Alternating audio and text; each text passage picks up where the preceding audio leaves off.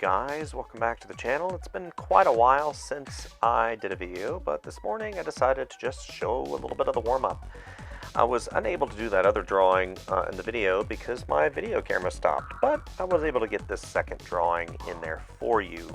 This morning I'm drawing some ogres. I love drawing creatures, animals, and anything that is organic, that has a skeletal system underneath. It is my jam, and I just love doing stuff like this. So I'm working on Bristol this morning, starting out with simple shapes, doing things and explaining. As you see, I just love talking with my hands.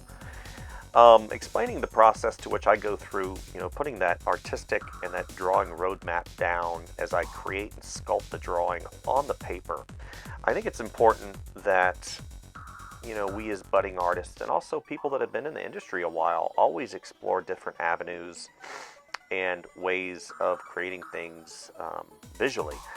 Not only, and I explain this as I progress through, and I explained about form and line and some of those other elements of design that really, those principles and elements of design that are kind of the core of what is the foundation of drawing, and understanding what those things are. And as you progress through, they start morphing really into a feeling. So as you see, I've put down that roadmap and I've gone in and I've started adjusting my variation of line weight. I'm explaining a little bit about line and variation of line and why it's important to show variation of line to accentuate the form of the drawing. And, just having some fun, getting into some shading, explaining the dynamics of the pencil and what's important as you progress through. This wasn't really supposed to be a super uber important, video today.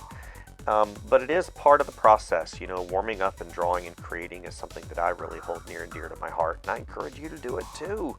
And ogres is just one of the ways that I love doing warm-ups. I love doing animals, I love doing characters, and I encourage you to do the same.